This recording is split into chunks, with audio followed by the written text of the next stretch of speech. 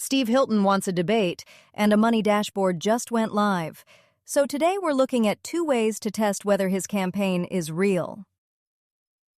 If you're just joining us, California's race has narrowed from a crowded top 2 primary to a November matchup. Democrat Xavier Becerra against Republican Steve Hilton.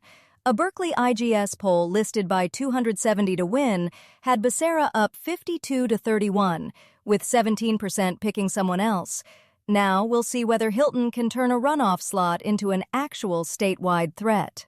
This is the California governor's race. First post-primary check-in, the debate challenge, the live filing feed, and a real step back on what Hilton's path even looks like. Let's start with the debate tape. Elix Michelson writing in ABC 10.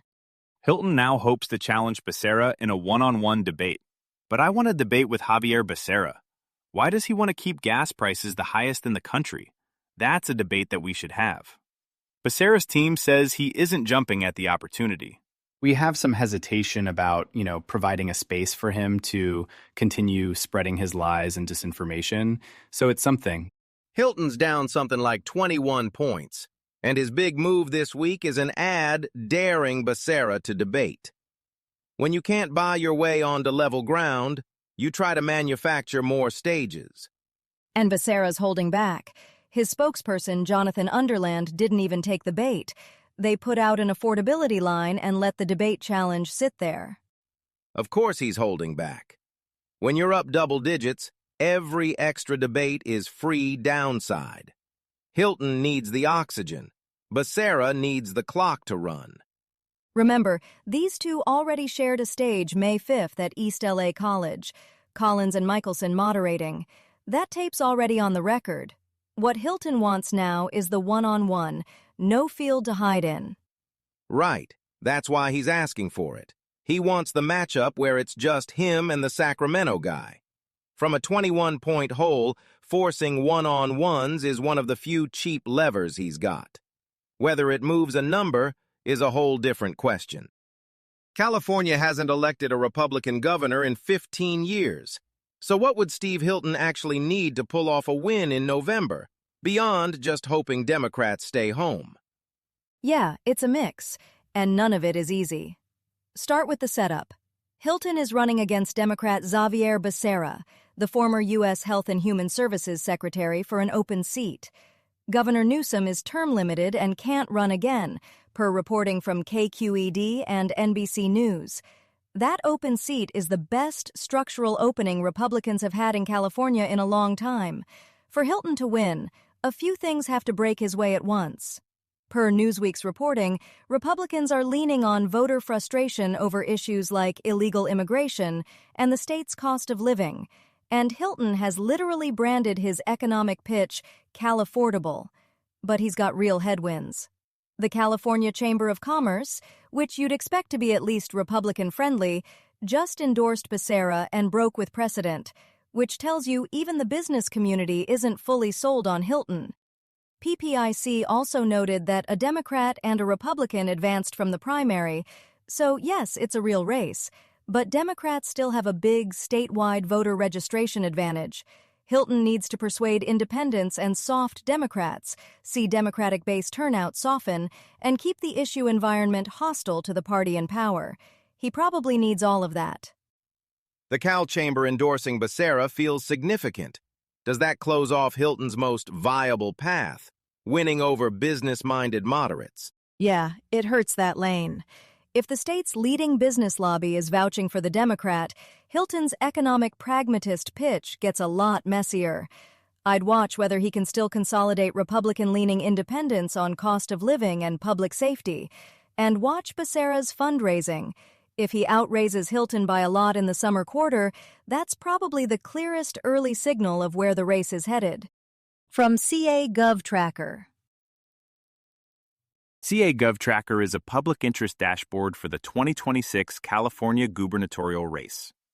We pull primary source campaign finance filings from California's Cal Access database, surface independent expenditure spending, and aggregate public polling so you can see how money and momentum are moving in the race.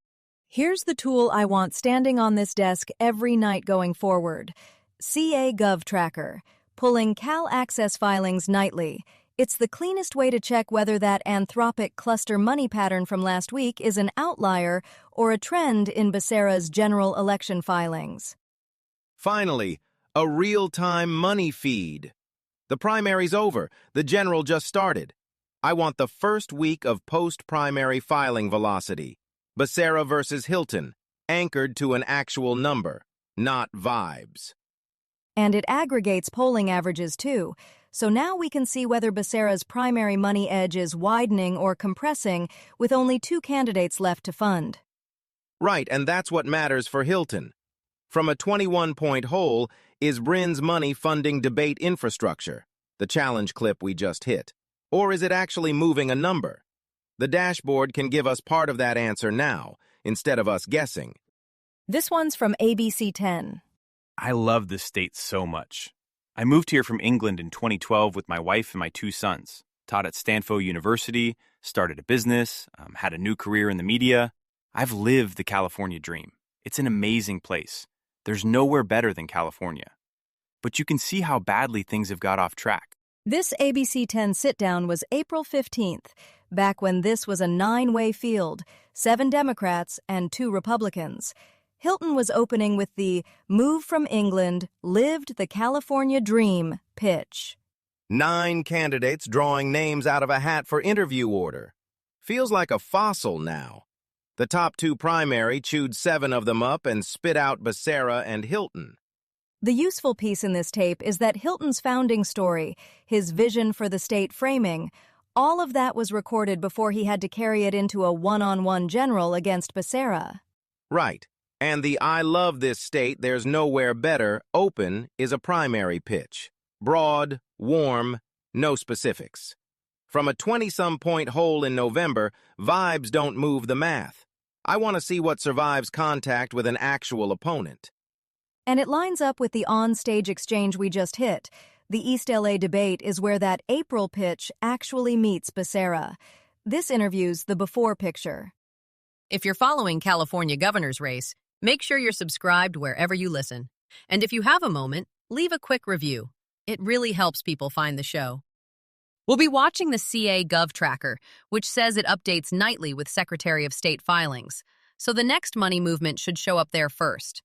We've put links to every story we talked about in the show notes if you want to dig into anything that caught your ear. That's California governor's race for today. This is a Lantern podcast.